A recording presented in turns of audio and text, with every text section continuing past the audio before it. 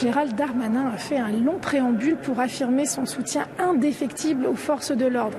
Il a expliqué que ceux qui salissaient l'uniforme devaient être révoqués, une procédure courante, dit-il, mais plutôt que de pointer les fautes, il souhaite aider les forces de l'ordre avec par exemple davantage de formation, d'encadrement sur le terrain ou encore de matériel. Il souhaite également que les sanctions préconisées par l'IGPN soient appliquées et puis il a fait allusion à une éventuelle réforme de cette inspection. Il est également revenu sur un outil très précieux selon lui, la caméra piéton. Je vous propose de l'écouter. Les caméras piétons seront généralisées au 1er juillet à la demande du président de la République pour toutes les brigades de police et de gendarmerie. Je m'en félicite.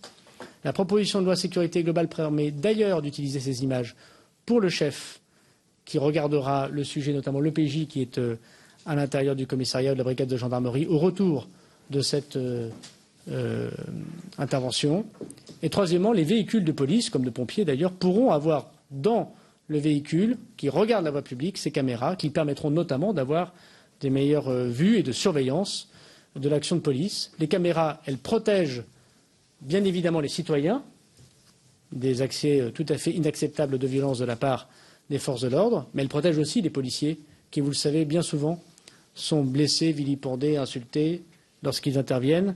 Et malheureusement, aujourd'hui, la voix du policier ne vaut pas toujours la voix de la personne qui est mise en accusation et qui a pourtant commis, elle, des actes extrêmement forts contre les représentants des forces de l'ordre.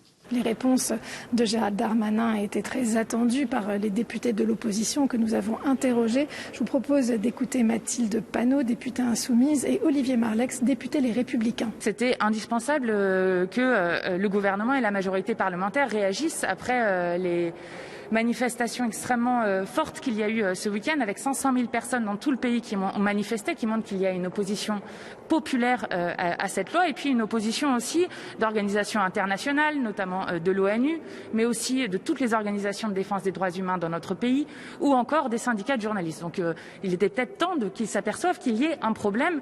Malheureusement, je pense qu'ils continuent à s'entêter sur cette voie parce que je ne vois pas comment ils vont réécrire cet article, d'autant plus que ça serait presque drôle s'il n'y avait pas une dérive autoritaire, de voir M. Castaner notamment dire que finalement cet article était très bien écrit et qu'il offrait de nombreuses garanties, mais qu'il pouvait quand même y avoir des interprétations qui nécessitaient une réécriture.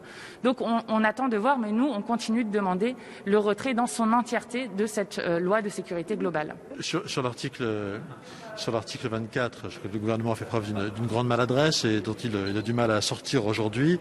L'annonce d'ailleurs de la majorité ne rime pas à grand-chose puisque en réalité le texte est voté, donc il n'y a plus rien à retirer. C'est le Sénat de droite qui va juger de ce qu'il faut faire de cet article 24.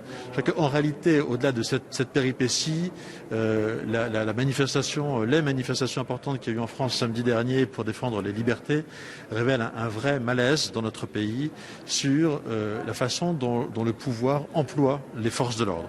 Les forces de l'ordre, elles ne sont pas au service d'un pouvoir, elles sont au service du maintien de l'ordre, elles sont au service du maintien de la paix et elles sont au service de la loi et rien d'autre. Sur l'usure des forces de l'ordre, justement, Gérald Darmanin a annoncé qu'il allait recruter 300 CRS et gardes mobiles supplémentaires.